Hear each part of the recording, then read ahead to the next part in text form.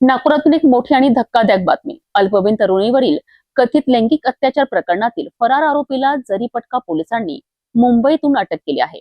Mobile phone सुरू होताच आरोपीचे location पोलिसांच्या हाती लागले आणि त्यानंतर राबविण्यात आलेल्या कारवाईत आरोपीला ताब्यात घेऊन रातोरात नागपुरात आणण्यात आले.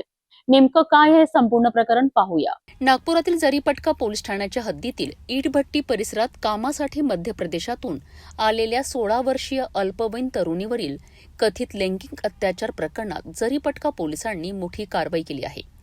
या प्रकरणातील फरार आरोपी दीपक मर्क्स कोल्हे वय 21 वर्ष, राहणार मध्य प्रदेश, याला मुंबईतून अटक करण्यात आली आहे. पोलिसांनी दिलेल्या माहितीनुसार इटभट्टीवर काम करत असताना आरोपीने पीडित अल्पवयीन मुलीसोबत शारीरिक संबंध प्रस्थापित केल्याचा आरोप आहे. त्यानंतर तरुणी आपल्या मूळ गावी मध्य प्रदेशात परत गेल्यानंतर हा प्रकार उघडकीस आला आहे. त्यानंतर मध्य प्रदेशातील संबंधित पोलीस ठाण्यात गुन्हा दाखल करण्यात आला. घटनेचे गांभीर्य लक्षात घेऊन पुढील तपासाकरिता हे प्रकरण जरीपटका पोलिसांकडे वर्ग करण्यात आले.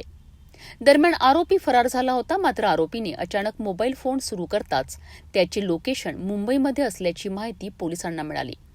यानंतर जरीपटका पोलिसांच्या विशेष पथकाने तातडीने मुंबई गाठत आरोपीला ताब्यात घेतले आणि रातोरात नागपुरात आणलेत.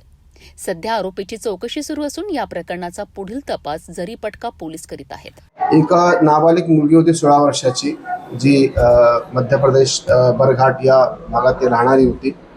आमच्या इथे जे इटाभट्टी जे आहे तिथे ती कामाला आली होते. त्यावेळेस जे इथला आरोपी आहे दीपक चबुलाल मर्क्स कोल्हे वय 21 वर्ष, हा पण मध्य प्रदेशातलाच राहणार आहे. तर त्याने त्याच्यासोबत शारीरिक संबंध केले होते. ही बाब नंतर ते आपल्या गावाला गेल्या, मध्य प्रदेशला गेल्यानंतर ते निष्पन्न झाली. मग त्या ठिकाणी संबंधित पोलीस स्टेशनला जे आहे तिथे गुन्हा दाखल झाला शिवनीला. 0च्या कायद्याने पोलिसांनी जरीपटका इथे तो गुन्हा पुढील तपास आम्ही आलेला आहे.